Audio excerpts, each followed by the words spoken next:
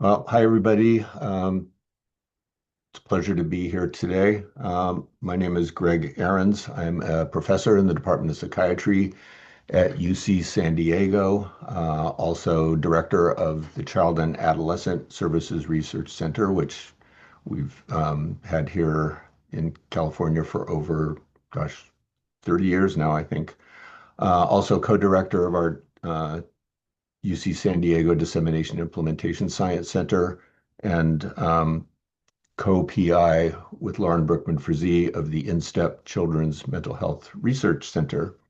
And it's a great honor, and I'm really happy to have been invited to talk to you about some of our work on leadership and team effectiveness as implementation strategies. So I will get going, and I think we're inviting you to have questions or comments in the chat because I can't see everybody who's here. And then our moderators will let me know if questions come up, and we'll try to get to those as we go rather than holding things to the end. So I just want to acknowledge our funding support from the National Institute on Drug Abuse, National Institute of Mental Health, and also the Norway Ministry of Health and Care Services. And many collaborators, probably Mark Earhart and Marissa Sklar are the two that I really work with most closely in terms of our leadership and organizational change work. And Lauren Brookman-Frazee and Aubin Stammer and others at our Center Children's Mental Health Center, and lots of other institutions and organizations that help support our work. So I'm going to talk today a little bit about why leadership might be important in implementation. A lot of our work, almost all of our work, is in the exploration, preparation, implementation, sustainment, implementation science framework. I will just mention that briefly a few times during the talk about implementation leadership and leadership in general, and then our leadership and organizational change strategy and new developments in, excuse me, in team effectiveness implementation strategies. So why do we need to focus on leadership? Well, first off, the implementation failure rate is high. Over half of mental health interventions, at least home-based treatments, fail.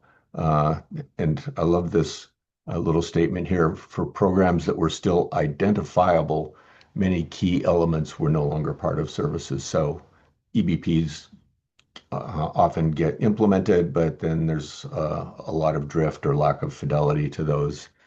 There's been implementation failures in total quality management, justice in policing, in healthcare in general. The rates are anywhere from 30% to 90% failure rates in lean manufacturing. And there's more recent work in that and in looking at the importance of leadership in cancer control interventions. And for me, kind of my guiding philosophy in doing this work around leaders is that leaders often set the stage in helping develop the context. And that can be what we'll talk about in EPIS, outer context, policies, and system level supports, and then also what's happening within organizations at multiple levels in the organization. And some of the really seminal work around thinking about leadership and climate for implementation and supports for implementation were done by Catherine Klein, and this was published in 2001, focused on implementing computerized technology. But this idea of leadership and management support and its relation to the organizational climate for implementation was seen as really critical. And leaders also have impact on financial resource availability, and then implementation policies and practices then in turn lead to implementation effectiveness and outcomes. And there's a organizational scholar at MIT that actually did a lot of in the trenches consulting work, Ed Schein, who talked about these as climate embedding mechanisms. So climate embedding mechanisms are things that leaders do to communicate the importance of strategic initiatives like implementing evidence-based care in different settings. And so it's sort of a constellation of actions that leaders can take or influence to support uh, implementation of new practices. So in 2019, my former postdoc Joanne Mullen led the systematic review of the EPIS framework, uh, which we identified use of EPIS in multiple countries, multiple service sectors, and physical settings. And what we really found was that both in what we call the outer context, which is, you know, systems, regulations, policy level, leadership was a critical determinant of implementation. And in the inner context of organizations, leadership was also important. And at both outer context and inner context, we think about leadership at multiple levels in organizations. And then one thing that emerged in the systematic review was this idea of bridging factors.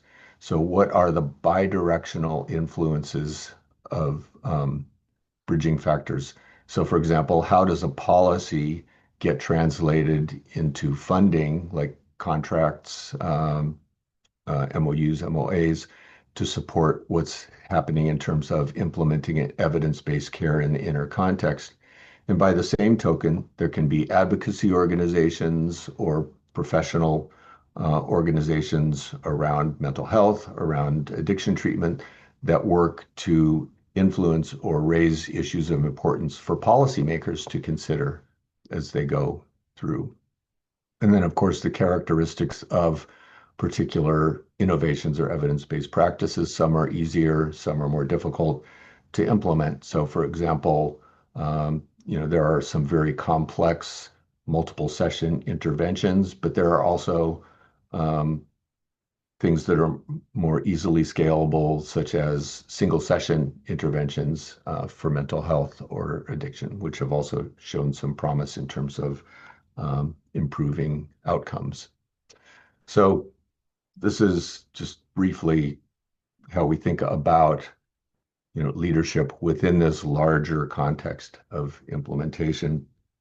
And then along with my colleagues, we talked about this further and really explored this about how leadership across systems and organizations can be brought together to think about creating a strategic climate and implementation climate for implementing evidence-based practice. And when I talk about implementation climate, it's very focal.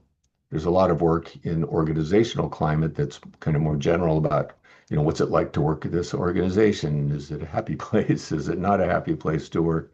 But implementation climate is a kind of strategic climate that is very focused specifically on communicating the degree to which a new innovation and evidence-based practice is expected to be used, is supported in the organization, and is recognized as important and rewarded in the organization. So, when I talk about implementation climate, that's what I'm really trying to get at, that degree to which it's a thing, as Jeff Curran would put it, that is expected, supported, and rewarded in the organization.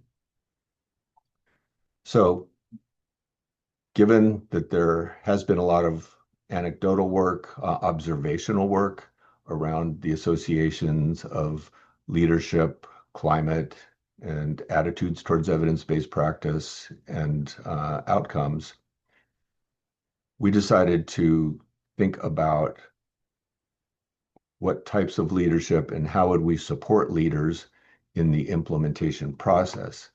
And so over multiple projects and lots of thinking and working with experts in the field, we developed what we call the Leadership and Organizational Change for Implementation Strategy, or LOCI.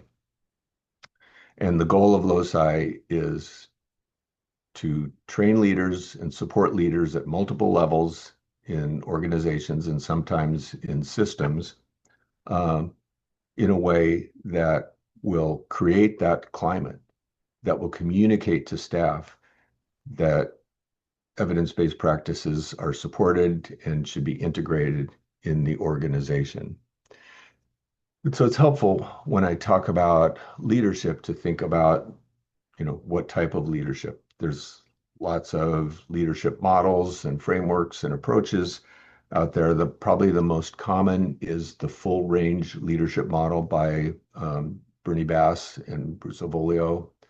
And in the full range leadership model, the main thing that's been researched is this idea of transformational leadership. So are leaders charismatic? Do they individually consider each member of their work group or team? Can they create an inspirational message and motivation? They intellectually stimulate people to think about uh, strategic initiatives and support those.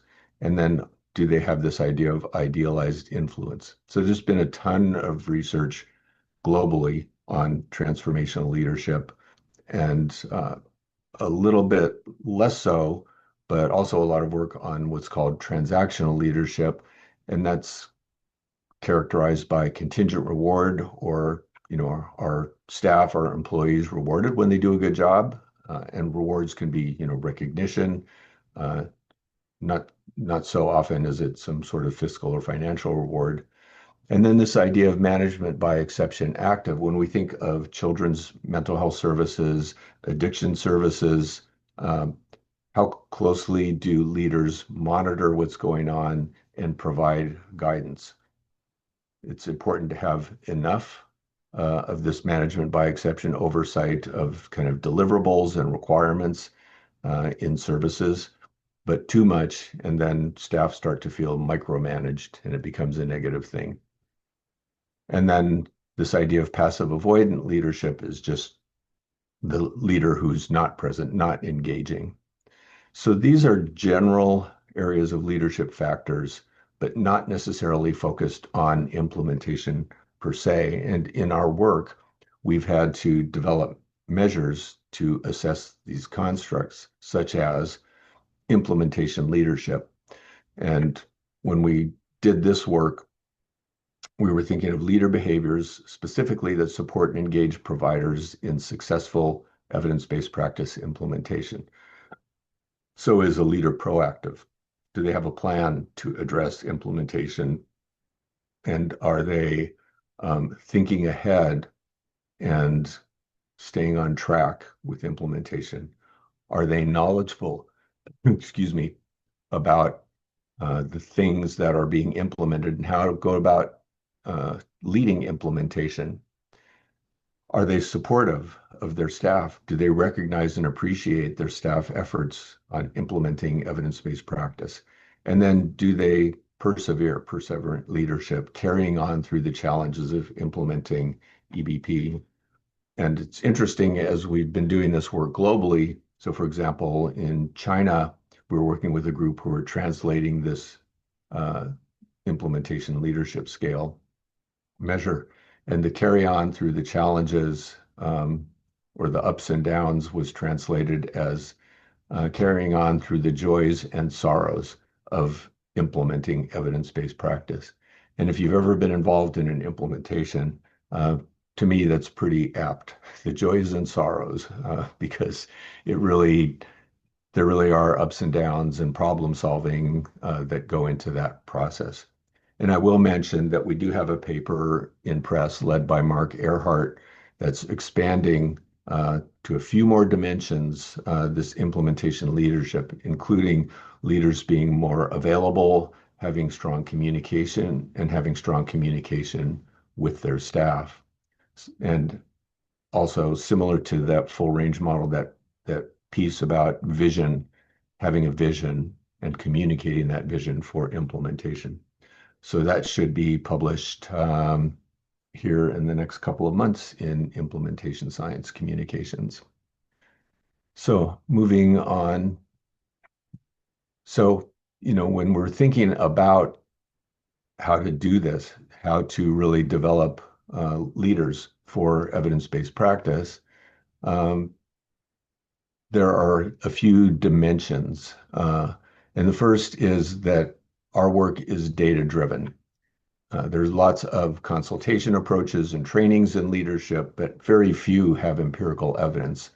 And we wanted ours to have empirical evidence for loci, which I will share with you uh, in a few minutes. But we also wanted loci to be data-driven. So we use data before we start getting an idea of leadership and implementation leadership, full range leadership, and implementation climate in the organization, attitudes towards the evidence-based practices that are being implemented. And those data are used in our leadership development work. So with leaders, we co-create leader development plans for what we call the first level leaders. And those are typically the clinic leaders, clinical supervisors in whether it's children's mental health, whether it's in addiction settings, other settings, those who, what we call first level leaders who supervise those who directly provide services. And the thought about that is that those leaders have the direct ongoing contact with their staff and can communicate the importance of this initiative implementing whatever the evidence-based practice happens to be. So we work with those first level leaders while also having an organizational strategy. So thinking about alignment across levels of organizations so that the executives and middle managers can support those first level leaders in the implementation process and provide resources as needed. And so we have the data, the leader development planning with the leaders, and then ongoing, very brief coaching just to help keep leaders on track in the implementation process. And then, as I mentioned, this alignment activities between higher up in the organization and the leaders as we go. And we do that through communications at different levels. And so we've done loci in a 6-month version, 9-month version, 12-month version. This is just a little timeline about what that might look like. And of course, as I mentioned, we start with data. We're data-driven. So baseline survey, and then surveys throughout where the data is fed back to the leaders and the executives. We do the loci training and follow-up booster trainings. And also we bring leaders together in a cohort to talk about and share their experiences in implementing evidence-based practice. In this way, they can support each other and learn from each other in the process. And then finally, we have what we call our organizational strategy meetings and our planning and update meetings. And I talked about alignment, and in these organizational strategy meetings, we give data feedback and we bring together the first level leaders with the higher level leaders in the organization to talk through, to foster communication, to make the issues for each of those different groups shared so they can work together on planning and implementing evidence-based practices in their organization. And this goes on throughout, the process of loci. So now I'm going to switch gears and talk about just very briefly results from a few different projects where loci was tested. And the first was the loci pilot, and this was in California, looking at evidence-based practice implementation in children's mental health. And this was a 6-month cluster randomized trial, children's mental health clinics in California. And the things that were being implemented were evidence-based practices for children's mental health in general, right? So typically our work focuses on one or two specific evidence-based practices, but in this case, in the pilot, it was more general for these different clinics. And we had 12 clinics, and leaders were randomized 6 to loci and 6 to a webinar control condition, where the webinar contained a lot of the sort of constructs and issues in leadership that were found in loci. And we had two sets of outcomes, one looking at leader self-report and another looking at staff perceptions of supportive leadership. And so for the first, in the green bars is the loci condition and the blue the control. And all of these issues in engagement, behavior change, and perceived utility were significant, improving, being engaged in the leadership training, increased knowledge, and applied learning were greater in the loci condition, improved self-reported leader behaviors, their sense of ability to manage change in behavioral routines, and emphasis on EBP increased more in loci. And then the overall utility of the training, the in-person versus the webinar, was better also in the loci condition. And then interestingly, the therapist report of leader behavior showed that more supportive leadership in the loci condition. And we were really paying attention to this, that there wasn't much change in that baseline to 3-month trial, but we started to see change in the loci condition after that 3 months, in that 3 to 6 month range. And so moving forward, we decided to extend loci in terms of how long we were engaged. And in different loci projects, we're doing different timing overall for help. So the next project was looking at implementation of motivational interviewing and addiction treatment. And this was done with addiction treatment organizations in California and Arizona in the US. It was a 12-month cluster randomized trial implementing motivational interviewing in 60 treatment clinics with 380 counselors and therapists. And we did this in 3 cohorts of 20 clinics, each randomized to loci again, and a webinar control condition. And we really, in terms of doing the implementation strategy, we did 20 clinics at a time because for the intensive loci condition, we have to have coaches and ongoing training, and it would have been a little too much to try to do 30 clinics at a time. So in the loci condition, and coaching 30 leaders and having all those strategy meetings. So our conceptual model that we were looking at was, have the loci intervention at the organizational level, working with organizational leaders, team level leadership, and then the goal was to have that team level implementation climate, improved implementation citizenship, and then reach of motivational interviewing. And so once we had our data collected, we used this multi-level autoregressive modeling as the primary statistical analysis. And looking at level 1, providers were nested within clinics at level 2 for the analyses. And we found significant effects of loci on team level leadership, on team level implementation climate, on implementation citizenship behavior, which I hadn't talked about yet. And implementation citizenship is the degree to which clinicians, therapists, counselors go above and beyond what's expected around implementing. So staying informed of what they're doing and really, thinking about how they can help their coworkers in the evidence-based practice.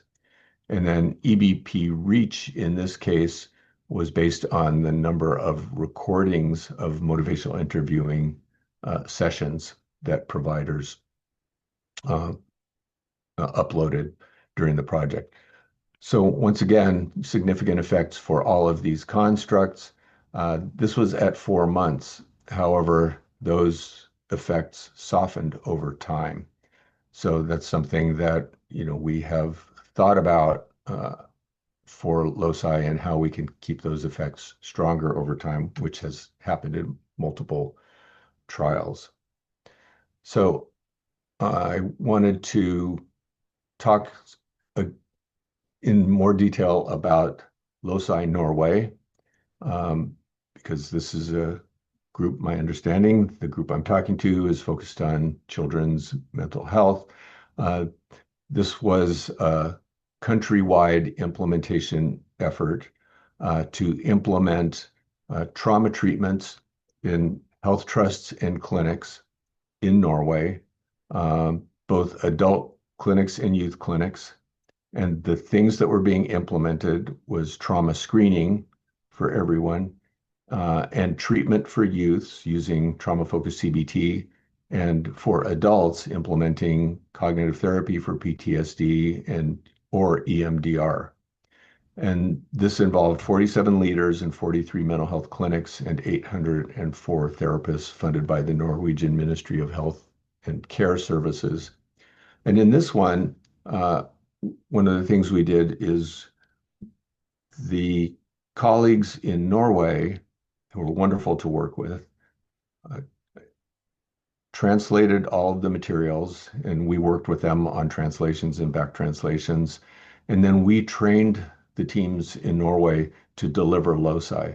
So again, taking it away from us, the strategy developers, and saying, can another group deliver loci and get those effects? So they're implementing trauma-specific treatment for children and adults, testing the effectiveness of leadership and organizational change, or loci. And this was important for the Norwegian Directorate for Health in response to trauma issues. And there were some significant ones, including a horrific kidnapping of children on one of the small islands in the fjords, where children were murdered by this person. And it was a huge, critical event in terms of the country of Norway, basically trauma across the whole country for this, because these kinds of events are so unheard of uh, in Europe and other countries in the Nordic countries. So this was a step wedge design with 3 cohorts.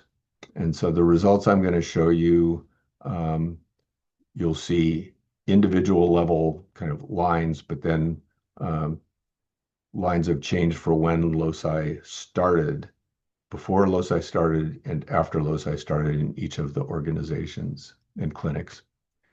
And so for the effect of loci on implementation leadership, for each of the 3 cohorts, this gray line here was the start time for loci.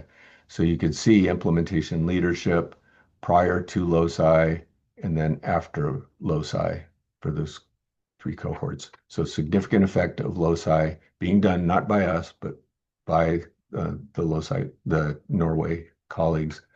The effect on implementation climate, not as strong an effect, but a statistically significant effect of improvement of implementation climate. And those are in the publication that's noted at the bottom here.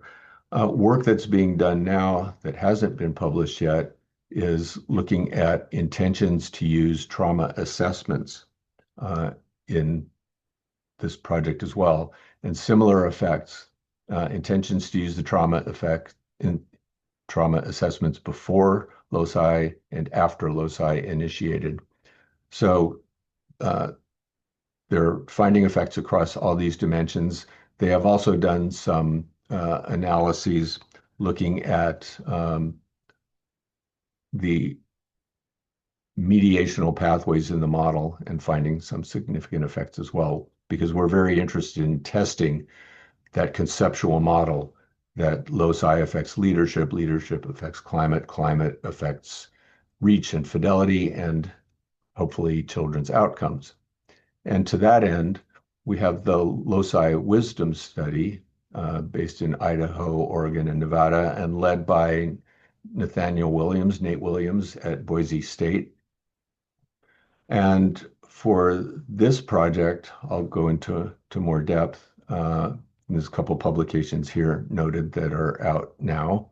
The Wisdom Study design and measurement. So this was a 12-month cluster randomized hybrid type 3 trial in child and adolescent mental health clinics, Idaho, Oregon, and Nevada. The thing being implemented was a digital measurement-based care platform, and clinics were randomized to loci plus measurement-based care training and technical assistance, or to measurement-based care training and technical assistance only.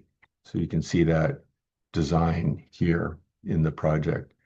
And this project is really cool because Nate was also assessing youth level primary outcomes. So looking at fidelity with the measurement-based care platform metadata, but also child mental health systems that was caregiver reported.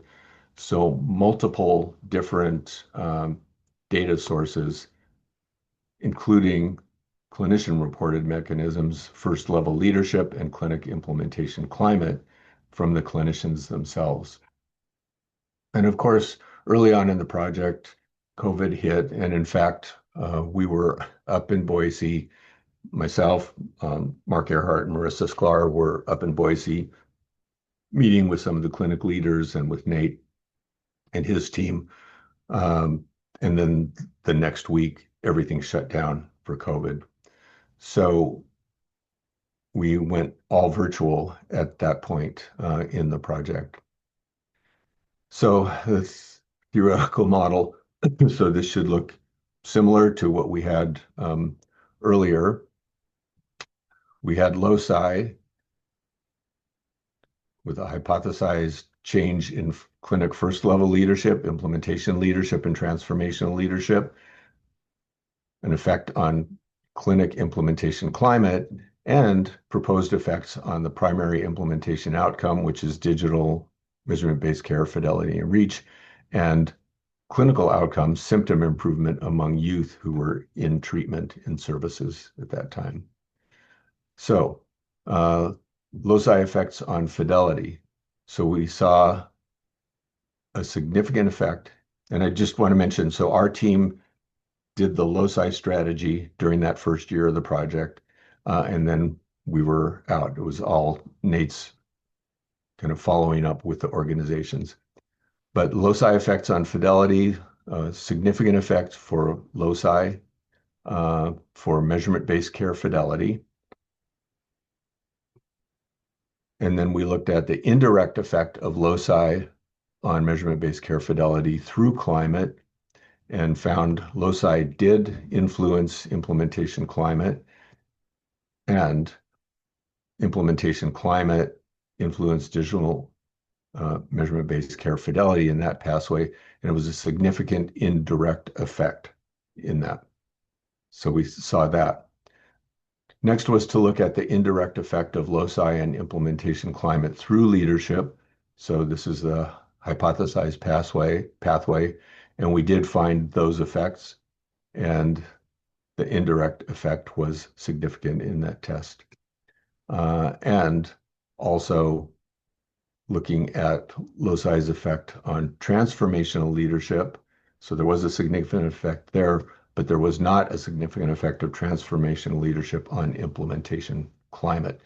So the stronger pathway is this implementation leadership to implementation climate. And early on, I talked about those differences between kind of the general transformational leadership versus a very strategic or focused leadership approach with implementation leadership to have effects on implementation climate. So we're seeing that here. And yeah, non-significant there. And then it's pretty rare to think about the effects of an implementation strategy on client or patient outcomes. And so far, what I've shown you is the effects of loci on all of our pathways for the implementation strategy, including the fidelity of use of measurement-based care. But this is pretty exciting to me that what Nate found in this study was also significant reduction in youth symptoms in the loci group. compared to the control group. So not only did the implementation strategy improve fidelity to measurement-based care, but that was also associated and actually predicted child outcomes. So to me, this is like the whole pathway, which for an implementation researcher, this is great. We're not just looking at one piece of it, we're looking across all of the potential effects of an implementation strategy on improving quality and outcomes of care. Okay, I want to just briefly look at another piece of leadership and its impact.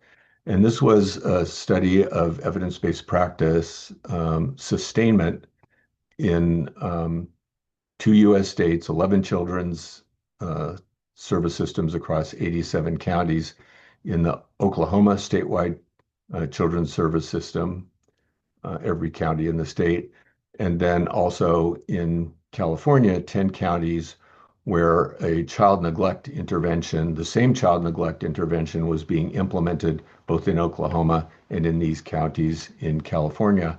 And we wanted to look at outer context. So remember EPIS, outer context, kind of that policy level implementation, and then inner context to see if there were associations with sustainment of this practice in these service systems.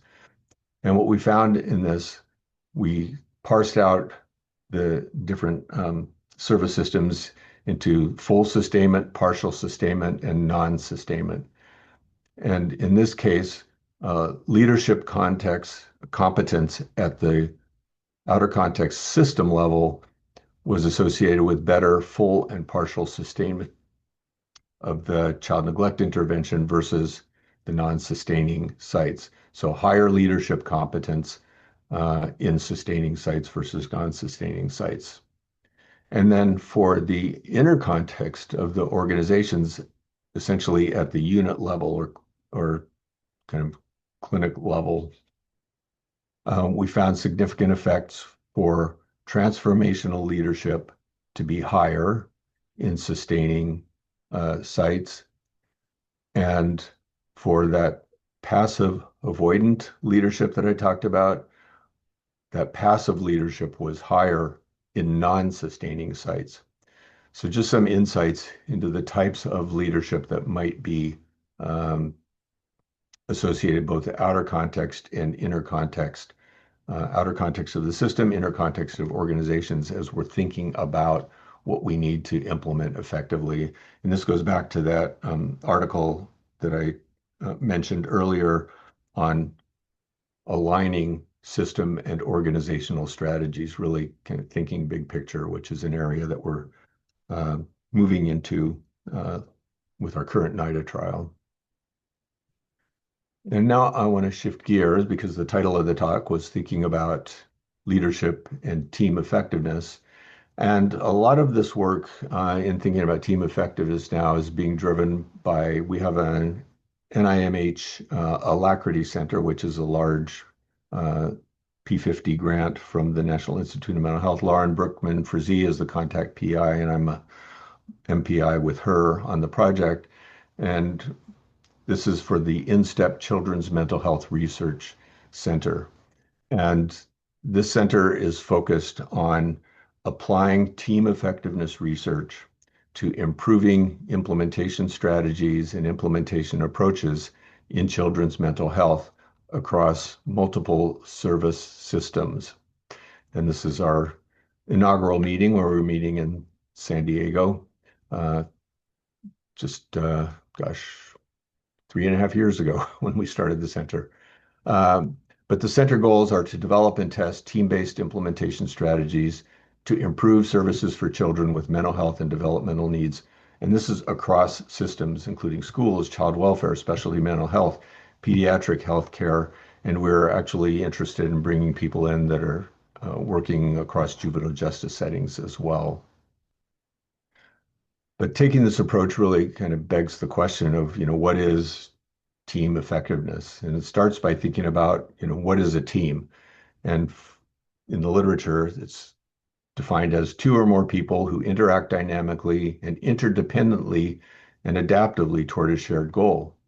So we often think about like the composition of the team, like who's on the team, what are the characteristics of the people that make up the team, what's the structure of the team, what's the leadership, is there a hierarchy, is it flat, are there power dynamics, team functioning, so what teams think, feel, and do, and then team effectiveness, their performance, their viability, do they last, things like that. So there are these different dimensions. When we start thinking about the science of teams and team effectiveness, these things come into play.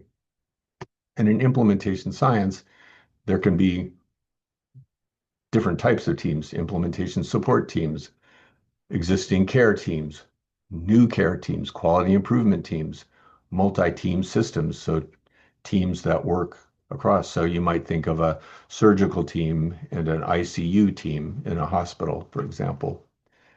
But a lot of the work that is being done in this area are around existing care teams and how to improve the functioning and processes for existing teams. And so when we think of team functioning, we think of team processes like communication, coordination, goal specification, conflict management in the teams. And then there's this idea of emergent states in teams. So things like cohesion, trust among team members, psychological safety in the teams, and then cognitive states. So do they have shared goals, shared mental models, and transactive memory? Are they, you know, kind of cognitively sharing some of these ideas about the mission of the team and how to get there? And so the in-step model, and this is all on our website, we've identified, a conceptual model that can be used to think about how to put together a team-based implementation strategy, identifying team mechanisms and team outcomes. And I'm not going to go into depth about this, but just to, kind of share that this is available if you want to think about how teams work together to effectively implement change or improve quality of services. And within the EPIS framework, there can be teams within the outer context, teams within the inner context, but also teams that span, um, you know, policy and practice. So often communities will bring together groups from provider organizations with policymakers and think about how to effectively implement change. And then there can be interventions involving teams in schools or in primary care settings and involving families. So within EPIS framework, we also think about those constructs and the interconnections, connections and linkages that make for kind of a team-based perspective on service delivery. So I just want to talk briefly about a project led by Lauren Berkman-Frazee and Anna Lau, where they've taken the loci strategy and made it a team-based approach. And they did a 9-month paired loci cluster randomized trials. So they linked two R01s, one working on implementing autism spectrum disorder interventions in the schools, classroom pivotal response training, or in community mental health, individualized mental health intervention for children with autism spectrum disorder. And these were large scale R01s. And the key adaptations of loci for what they call the Teams Leadership Institute was focus on implementation leadership and climate modules only, and then very evidence-based intervention, specific implementation support. They reduced the intensity and length down from 12 months to 9 months, added structure to support adherence, and focusing on the target of the intervention was the leadership teams rather than each individual clinic leader. And so the conceptual model here is, looking at the TLI and teams individual provider strategy on outcomes, including certification fidelity and child clinical effectiveness. And they found that the Teams Leadership Institute performed significantly better than other conditions. And in the implementation condition, also the Teams Leadership Institute showed a greater reduction in child outcome T-scores.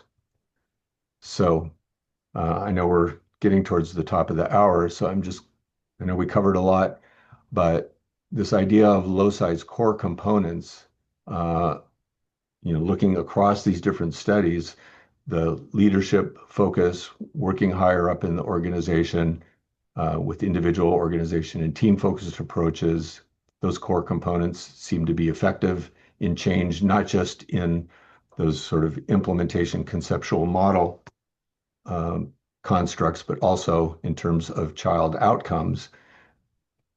This aligning multiple levels of leadership is important, we think, for implementation success.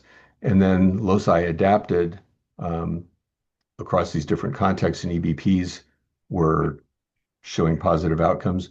New projects that we have loci system level, where we're working with state health authorities and managed care organizations to integrate system level policy and payer engagement while we're working with organizations on loci.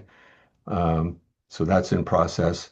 An adaptation of loci, training um, people in Malawi to do loci to integrate mental health into non-communicable disease clinics. And that's led by Brian Pence at UNC, but the loci portion by Marissa Sklar and Mark Earhart. And then loci being adapted for Finland to improve nurse leadership for community-based EBP implementation. And our Norway colleagues are doing the training and loci support for the Finland group. So a couple links, and these slides will be made available, but a couple links uh, to implementationleadership.com. So you can learn about loci if you're interested, and then a link for our InStep Center.